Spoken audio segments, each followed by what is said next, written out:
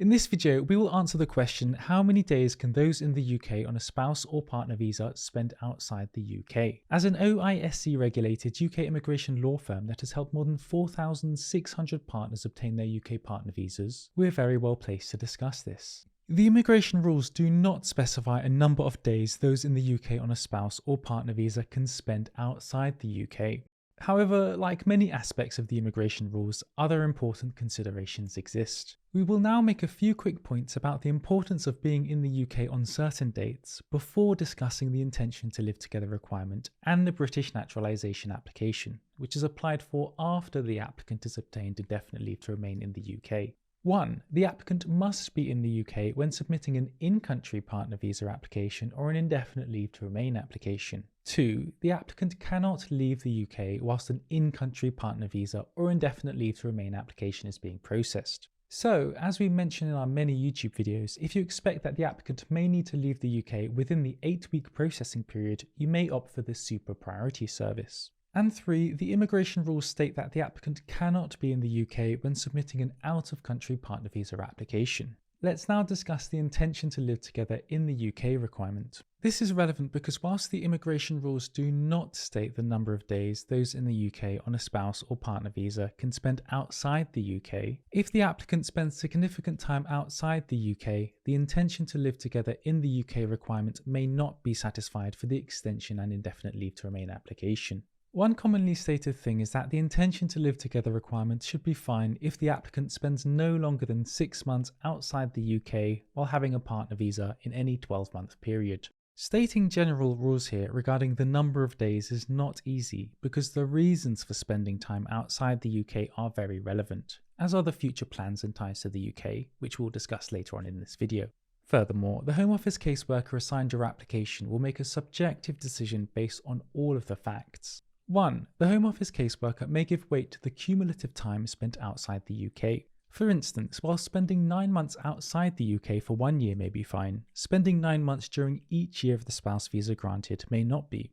2. The ties to the country or countries visited can be relevant. For example, if an applicant spends 7 months every year back in their home country, this may be less likely to be acceptable than continually visiting different countries on a 7-month world cruise every year, as an example. As mentioned earlier, the reasons for the time spent overseas is very relevant. Typical reasons that justify spending time outside the UK include either partner has a job that requires travel or temporary assignments abroad, caring for sick relatives, family emergencies, either partner receiving medical treatment that is not available in the UK, completing an educational course or program, managing property sales, purchases or significant financial matters, holidays together, and engaging in humanitarian aid or relief work in response to emergencies. In most situations with significant absences abroad, we recommend addressing the intention to live together in the UK requirement. Whilst we do this as part of our legal covering letter we submit on behalf of our clients, it can also be discussed as part of their letter of support for partners who apply themselves. Not only can you address the absences and reasons for the absences, but you can also discuss your future plans in the UK and ties to the UK, such as having a permanent UK-based job, owning or running a business in the UK, membership in a UK professional organisation or trade unions, owning a UK home, or holding a long-term lease on a rental property.